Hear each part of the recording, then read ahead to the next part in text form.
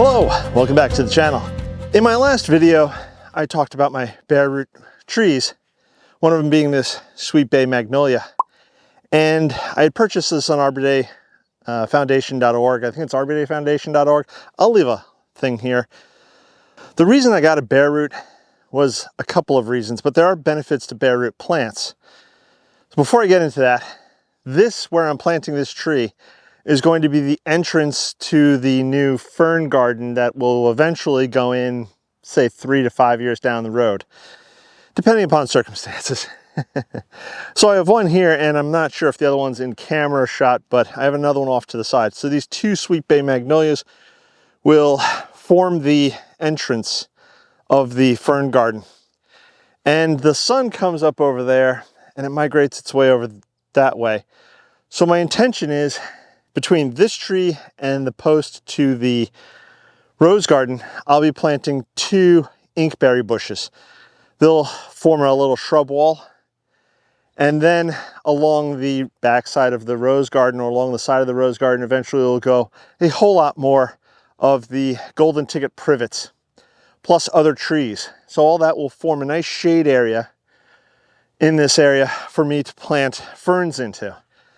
And that's one of the reasons why I said 3 to 5 years, because it's going to take some time to get all this stuff planted and for it to grow up enough to start casting the shade that the ferns will need.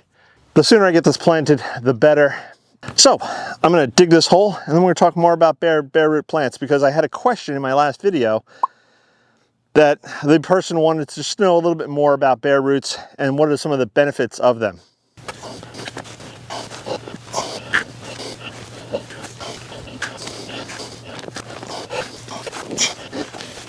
So I've got my hole dug. You could see my wonderful soil that I can just pull out as a plug because it's so heavy. I've described my soil before as clay-like, very heavy, silty. It's just not a good growing medium. But I hope over time, over the decades, to improve the ground all around the garden. But I can start with this little spot here. And the Sweet Bay Magnolia is a native plant to this area, and I have seen this tree growing in many areas around here. Big, beautiful specimens. I know that it'll get a great start with the compost that I added to the hole today, but it will keep pushing out into this ground, this cruddy soil that I have all around me.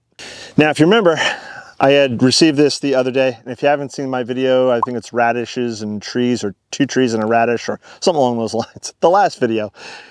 I got this as a bare root plant. So essentially what that meant was you have your tree here, which obviously is dormant. There are no leaves on it.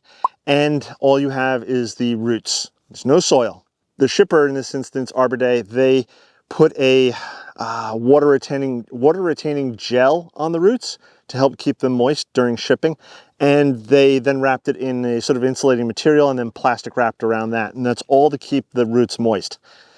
If there is a drawback to bare root plants, that is the drawback. You have to make sure you keep the roots moist. They are not protected.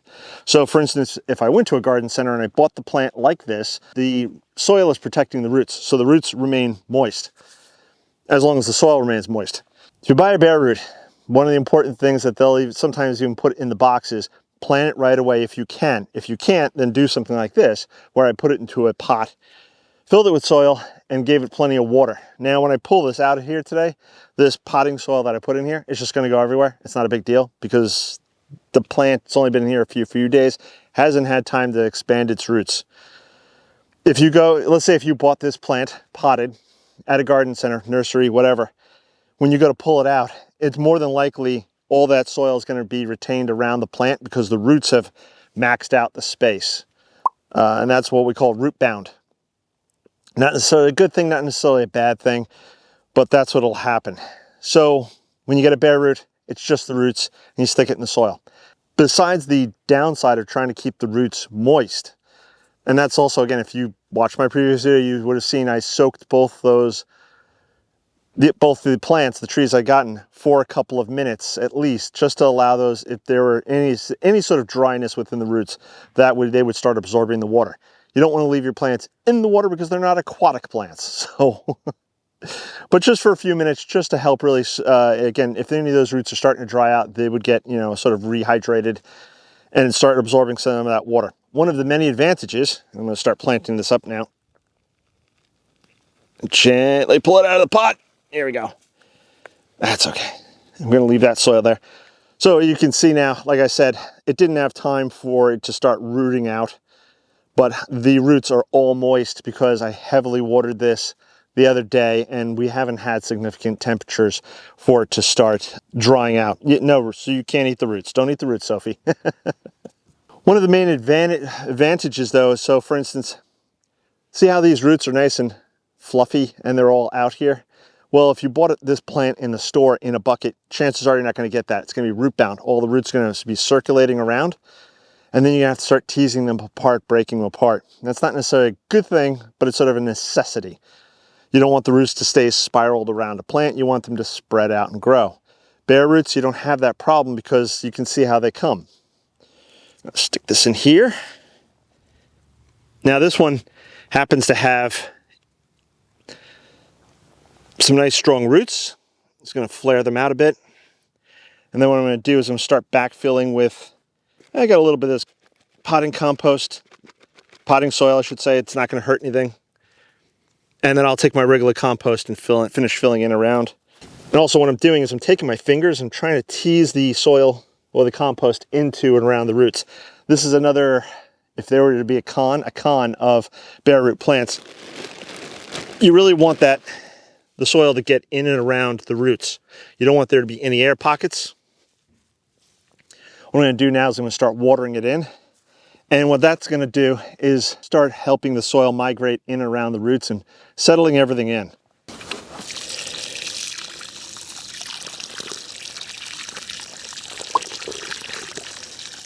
And as this water settles here, air pockets that are now in there will start breaking down. You'll see the soil bubbling, and that's what it is, just the air escaping, but soil will fill in those gaps and those voids because roots do not like to grow into air unless you're an air plant. But this isn't an air plant, so I'm just going to try to firm this in just a little bit. This tree is planted and it should be ready to go. Even though we have warm days here in growing zone 8B, so for instance, we make it up to 60, 65, let's say, even in January, the nights tend to freeze. So I don't expect this guy to grow much.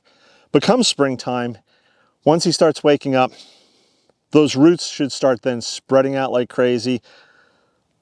The limbs here will all start putting on buds, hopefully leaves. And I have a tree now, which will hopefully be my size, say 5-6 foot in the next 2 to 3 years. So here are some of the other benefits of bare root plants. They're generally cheaper than a potted plant because you're getting really nothing. It's just the plant itself. You're not paying for the soil, you're not paying for the pot, none of that. You're not paying for the shipping of the pot to the vendor. So for instance, Home Depot or Lowe's or even your garden center, they don't grow the plants on site. They pay to have them shipped from a nursery someplace in the country to their location. Of course, they take that cost and they pass it on to you. So when you buy a $30 apple tree or a $60 tree, again, that cost is not just the plant itself, it's the soil, it's the pot, it's the shipping, that kind of thing. So with a bare root, the shipping, of course, is cheaper because there's no soil. They can put multiples in a box that's relatively small. So also it becomes more ecologically friendly, as it were, because now instead of, let's say, getting 4 large trees on a pallet, you can get a lot of these smaller bare root plants into a sizable box that's a lot smaller than a pallet shipped to your house. It's not just Arbor Day that packs and ships their plants bare root, or at least gives you the option for bare root. So for instance, David Austin Roses, they are a premier rose grower over in England and also here in the US.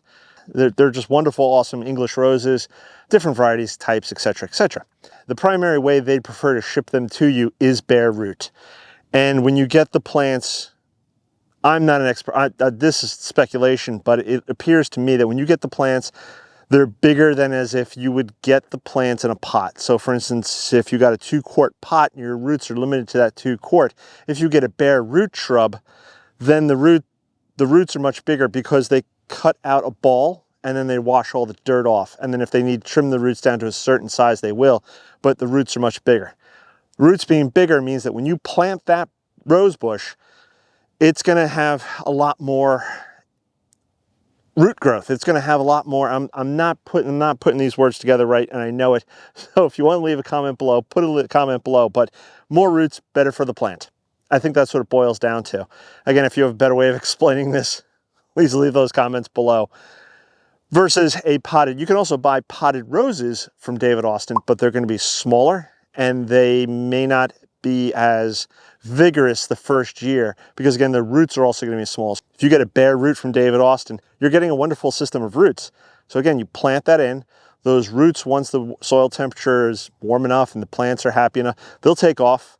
And before you know it, you will have branches coming out of that thing like gangbusters, and you'll have beautiful roses definitely the first year that you plant a bare root plant. Well, now is the time, depending upon your area and your zone. Obviously, if you're in the northern areas of the United States and your ground is dead frozen, you really can't plant.